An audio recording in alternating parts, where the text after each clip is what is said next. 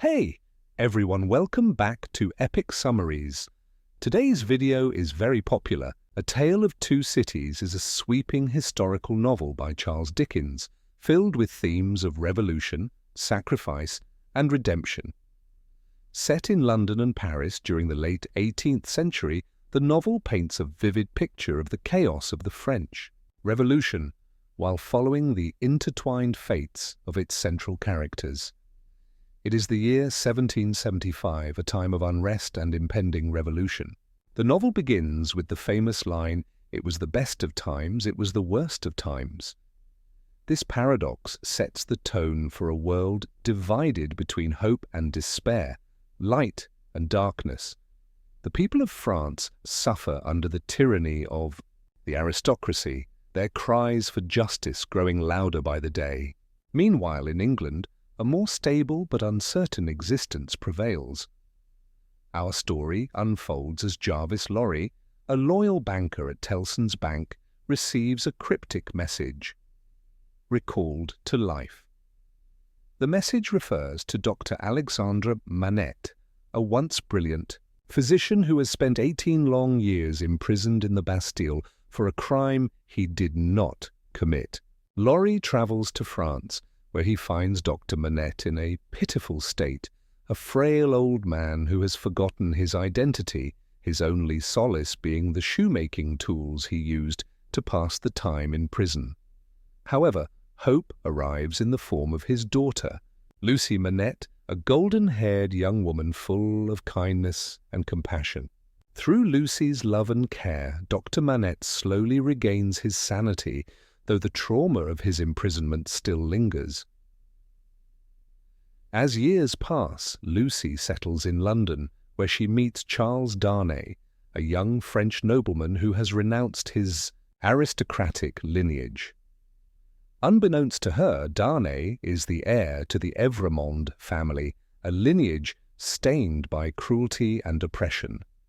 Despite his heritage, Darnay is a good and honourable man, determined to build a new life free from the sins of his ancestors. He falls deeply in love with Lucie, as does another man, Sidney Carton, a brilliant but self-destructive English lawyer. Carton, despite his outward cynicism and reckless drinking, secretly harbours deep feelings for Lucie, though he believes himself unworthy of her love. Lucie chooses to marry Darnay, and together they create a happy family, with Dr. Manette standing by their side. But across the Channel, France is erupting into violence.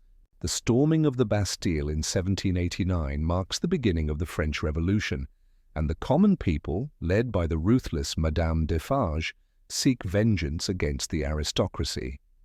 Madame Defarge, a woman fueled by personal grief and hatred, has sworn to exterminate the entire Evremond bloodline. Darnay, unaware of the full danger, receives a plea for help from an old servant in France and decides to return, despite the warnings of his loved ones.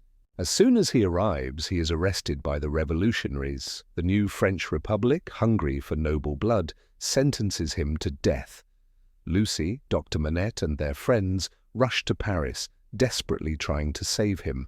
Dr. Manette, once a prisoner of the Bastille, is initially able to use his influence to delay the execution, but soon Madame Defarge unearths an old letter written by Dr. Manette himself, a letter that condemns the Evremond family for past crimes. This revelation seals Darnay's fate. He is to be executed by the guillotine. With all hope seemingly lost, Sidney Carton steps forward. Bearing an uncanny resemblance to Darnay, Carton devises a daring plan. In a final act of selflessness, he smuggles Darnay out of prison and takes his place, choosing to die in his stead. Carton has lived a life filled with regrets, but in this moment he finds true purpose. As he walks toward his execution, he utters the novel's most famous lines: "It is a far, far better thing that I do than I have ever done. It is a far, far better rest that I go to than I have ever known. As the guillotine falls, Sidney Carton finds redemption, his sacrifice ensuring the safety and happiness of Lucie and her family. His story becomes one of ultimate love that asks for nothing in return, love that is willing to die so that others may live. A Tale of Two Cities is not just a story of revolution and revenge. It is a story of hope, sacrifice, and the enduring power of love.